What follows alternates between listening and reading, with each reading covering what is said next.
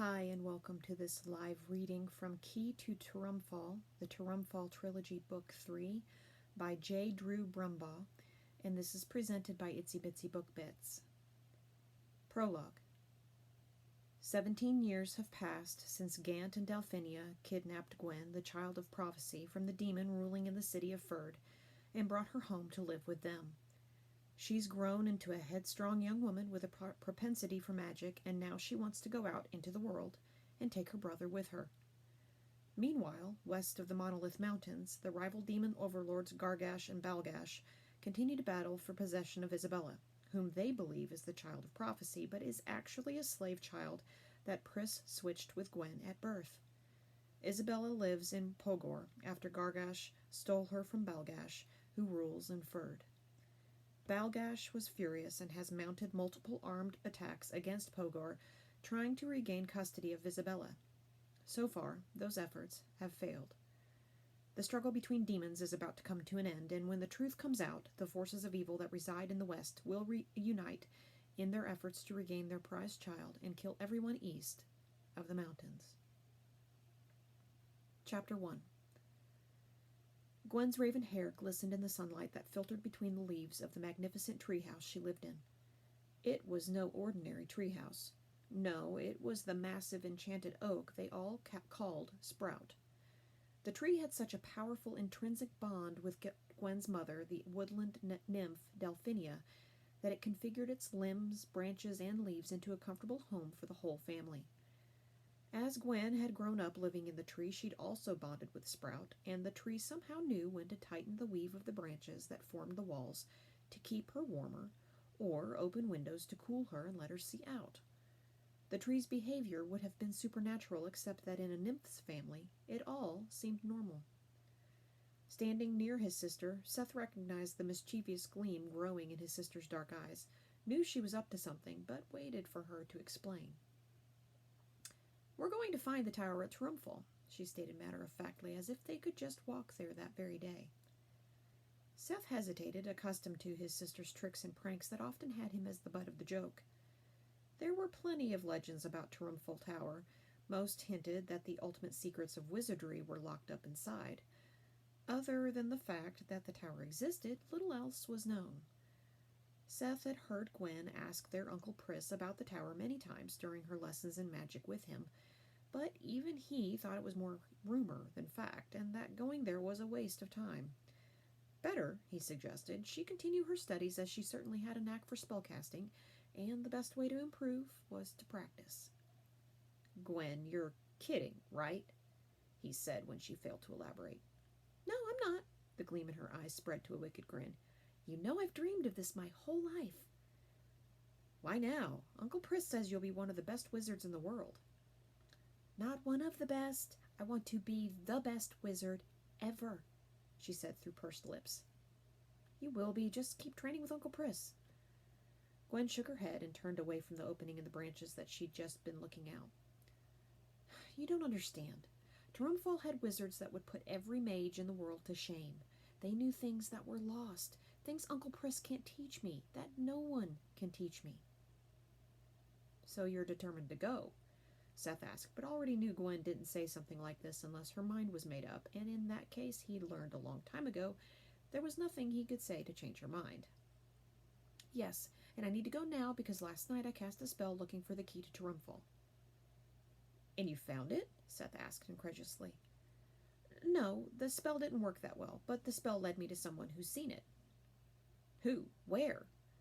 "Someone named Mott, a traveling storyteller who is in Falls Hill right now. I believe that he has actually seen the key." "Seen it, or has it?" "He doesn't have it, but he knows who does, and we're going to find out who that someone is, and then we'll go get the key from them before someone else opens the tower." Seth shrugged. It was a wild goose chase, but he didn't see how he was going to put a stop to it. "How do you propose to get the key from whoever has it?" "We'll worry about that when we find them." Seth didn't like it at all. He felt the tightly interwoven branches that made up the floor sway, as if Sprout felt his discomfort. The floor steadied. Maybe she wasn't serious. And anyway, how did she know there was a key? Could a tower built by the greatest wizards in the history of magic be locked by a simple key? How do you know there is a key? Why would you think there isn't? Typical, she answers with another question, he thought. But Seth was beginning to realize she was serious. Now the alarms were ringing in his head. Every time he went along with one of his sister's schemes, he was the one that got in trouble. He knew legends claimed that Tirumfall Tower was the ultimate seat of all magic. If that was true, the tower was just the place where Gwen could fulfill her biggest dream, that one day she would be the greatest wizard ever. I don't think you've thought this through. How will we get there? What about provisions, food, money, all the stuff travelers need? You worry too much. I'm going to unlock Tirumfall Tower. Are you going with me or not? Despite a million reasons he should say no, he knew he was going. Somehow he couldn't resist his sister. He nodded assent, breathed out a long, slow breath, and allowed his sister to hug him fiercely. You won't regret this, she said, kissing him on the cheek. Somehow, he wasn't so sure. Gant paced the cushiony floor made of interwoven stout branches, his muscular arms clasped behind his back. Delphinia stood a few feet away, her lithe arms crossed over her chest, her skin a light green, her walnut eyes focused on their daughter, who sat on a flexible living limb that served as a seat. They had gathered in Gwen's bedroom, where, as always, Sprout reconfigured limbs and branches to match their unspoken thoughts. I can see that you're determined to go, Gant grumbled, but I've heard Pris tell you over and over it's a waste of time. Maybe so, Gwen admitted, but I've seen the key, and that tells me the tower can be opened. Why are you trying to deny me the only dream I've ever had? Delphinia shook her head. I don't think this is a good idea either. Once you leave the protective magic of my woods, your own powers will send ripples through the fabric of magic that others will detect. Your presence will be known. There, interrupted Gant. You see, but, said Delphinia, I understand dreams. And much as I'd rather you continue to study with Pris, stay home, be safe, life isn't all about taking the easy way. I think you should go. Find out once and for all if you can open the tower, discover its secrets or not. Otherwise, it'll haunt you forever. Gant flinched. He thought Delphinia would have helped put an end to this nonsense. Instead, she'd just sent Gwen off into the world. But, he started and then saw the stern look come across Delphinia's face.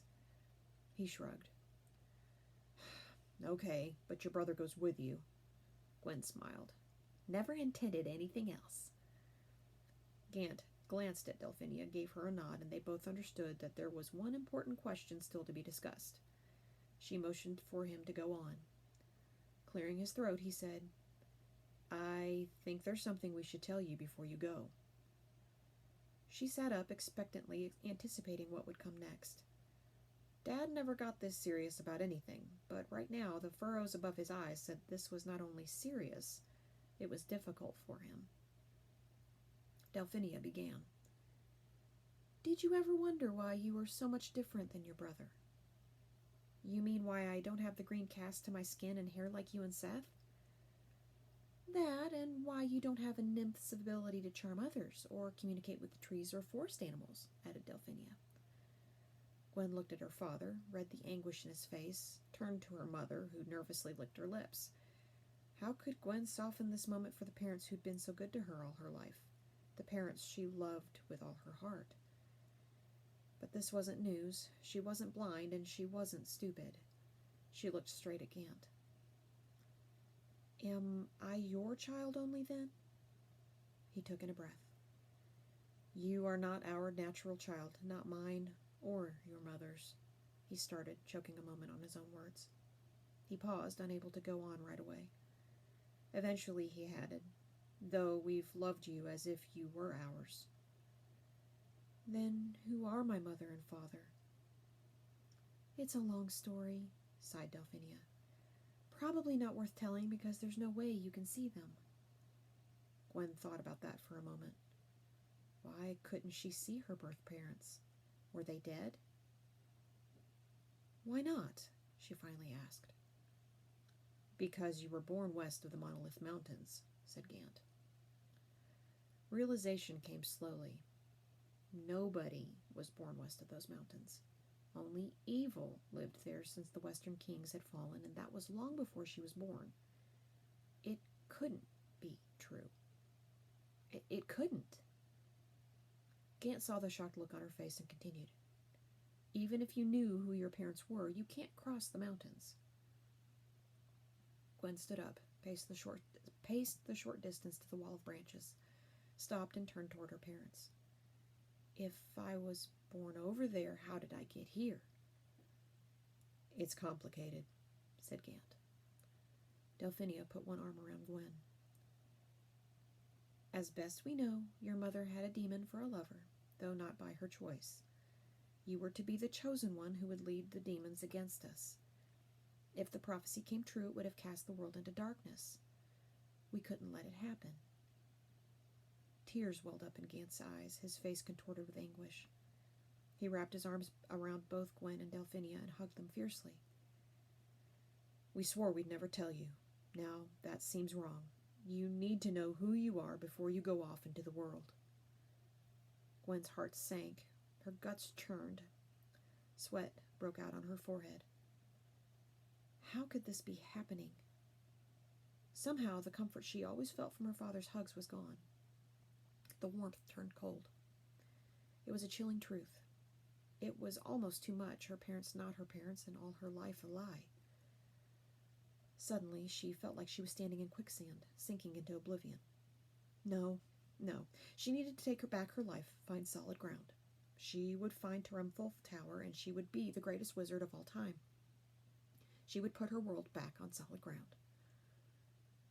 If I was born over there, the words came out with a note of repugnance. How did I get here? We took you the day you were born. You kidnapped me. The horror of the idea was like acid in her mind. How could they, good, kind, honest parents, have committed such a crime? Her anger grew from a tiny spot in the pit of her stomach to a raging fire that consumed her. And no one came looking for me? We made sure they didn't know you were gone. Now she was crying. Then I am nothing to you but a political pawn, stolen to keep your enemies from victory. Yes, I suppose that's why we did it, said Gant. At least at first. But we came to love you even more than our own son. There is something special about you, your grasp of spellcasting, the aura around you. Whether it's for good or evil, only you will decide. She unwrapped his arms and stepped back, pushing away from both of them, avoiding their eyes. Does my brother know? Of course not. Gant's arms dangled uselessly at his sides, empty now that she'd rebuffed his embrace. You don't need to tell him. He's still going with me, she said, half a statement, half a question. Certainly, said Delphinia. I'd feel better if he was with you. She said it calmly, but inside her stomach churned, knowing that both of her children would be leaving and there was no guarantee they'd come back. Gant clenched his teeth to hold back his agony. Your brother always goes wherever you go, and until he reaches maturity and takes a wife, he can go freely anywhere. I wouldn't try to stop him. Fine, we'll leave this afternoon. I'll help you pack, said Delphinia, stepping toward the door. Gwen studied her mother, who as a woodland nymph never aged, who was as beautiful as ever, and who had raised her with love and compassion seasoned with a dash of toughness that had helped trouble from getting out of hand. She wanted to thank her somehow, but couldn't find the words. Instead, she followed Delphinia out of the bedroom to find her brother.